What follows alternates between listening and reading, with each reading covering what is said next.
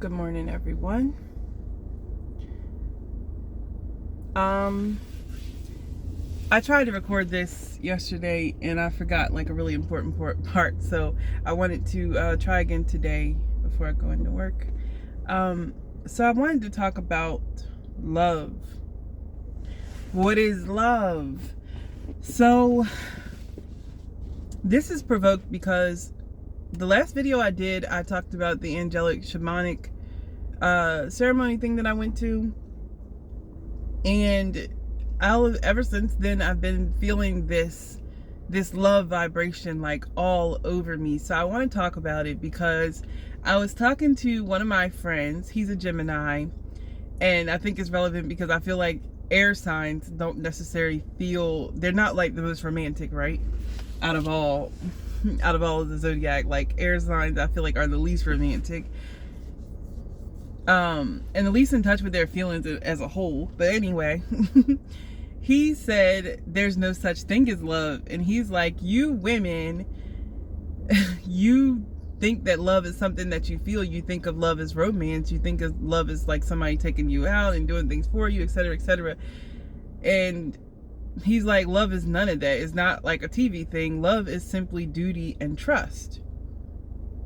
And he's like, if I'm a man and you're a woman, as a man, my duty to you is to provide and protect, right? Make sure that you're good. And your duty to me is to make sure that I'm good, like take care of the home, take care of the children if we have any, cook, that type thing. That's your duty. And he's like, and we trust each other we have an agreement to trust each other, in a sense, to fulfill the duties to each other. That's all this love is. Like, there's no actual feeling. And when he said that, I wanted to disagree, but I don't disagree because he's right. But I feel like that's only just a part of love. And it makes me think, like, in this, like I said, we're going through a shift and a change right now. And love is really about to show up on this planet in big ways. But for right now, his definition is kind of been forgotten. Like,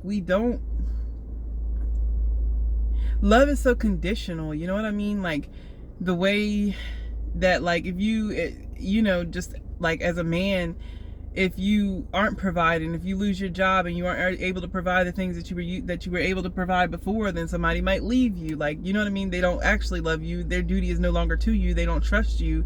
In his definition, they don't trust you to take care of them. And so therefore, right? Like, they drop their duty. They no longer, quote unquote, love you, right? And so, and likewise, sometimes a woman might get sick and their husband, drops duty, like, you can't do the things that I want you to do, so I don't want you, right? Or a child might tell their parent that they're, that they feel like they're homosexual, or they feel like they're transsexual or whatever, and the parent might be like, well, you're no longer my kid anymore. Like, love is conditional. Or their child becomes a criminal and they don't want to have anything to do with them, that type thing.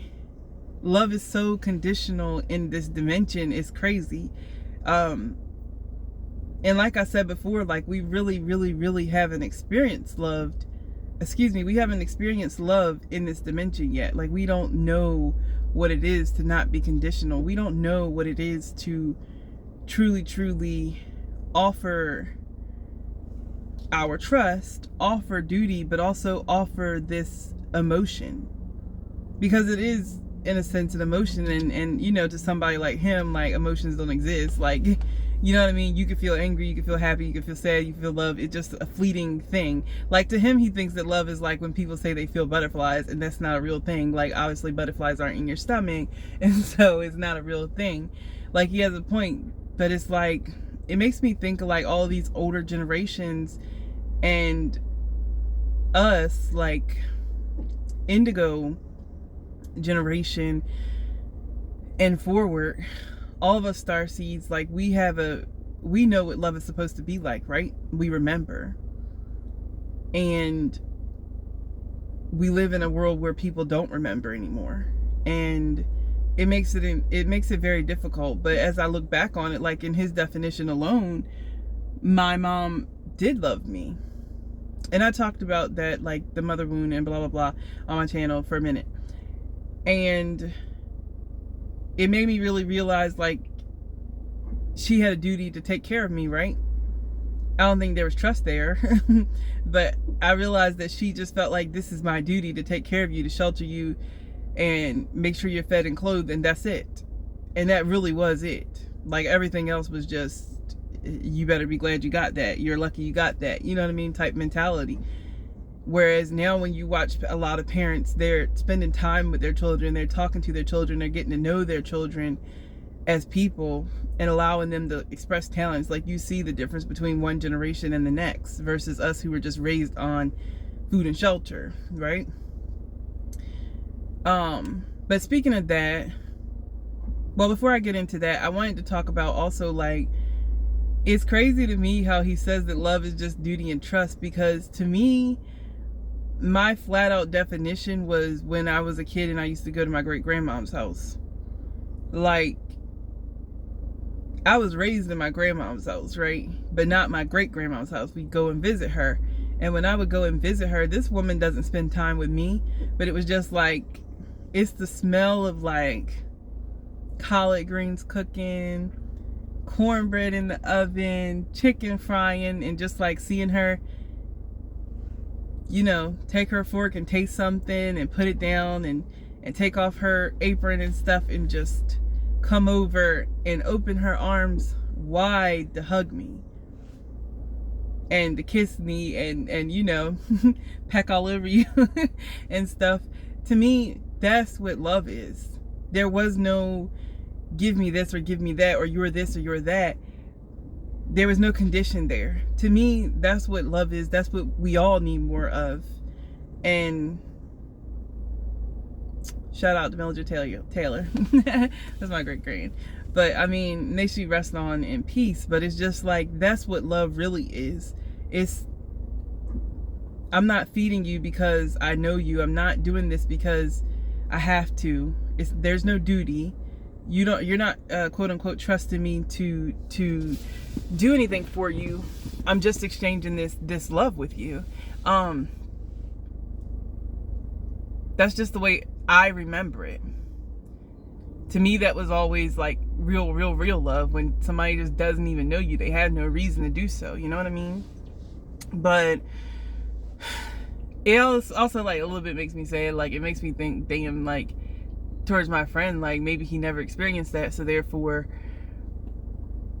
well, he also grew up in New York, so I can very well see him not experiencing that. But it makes me think, like, damn, that's sad, like, he doesn't know what that's like, so therefore love is nothing but duty and trust. But I wanted to push a little further, because I've been in that vibration ever since I did that ceremony.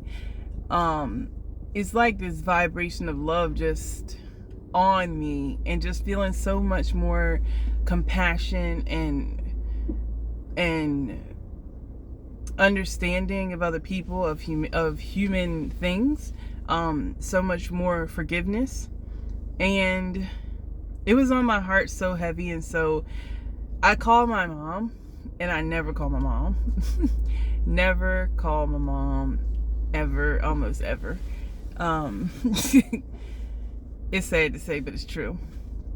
And so I called her, and I ended up, I didn't know like what I was going to say. And it was just so weird because she never answers the phone either, even if you do call her.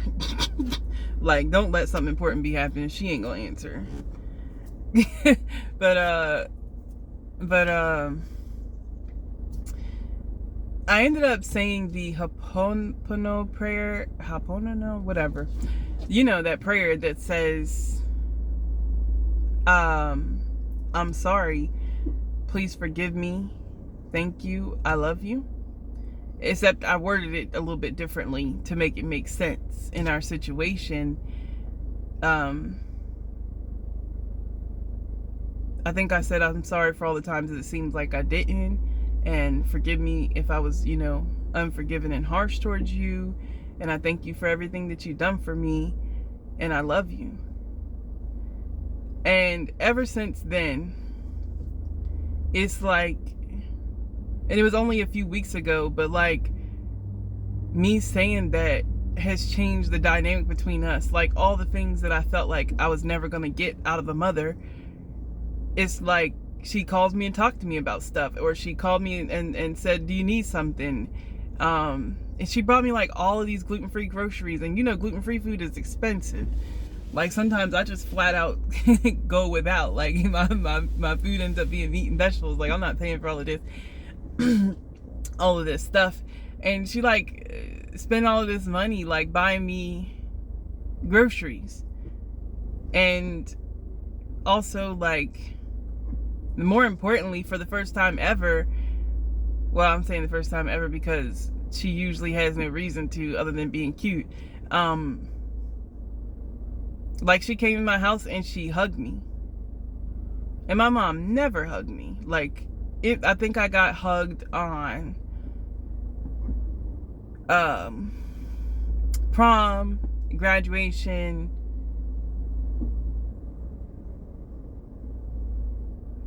that's all I can remember. I feel like there's another reason, like another event or something there that might have caused her to hug me, but I don't remember exactly what it was. But it was that.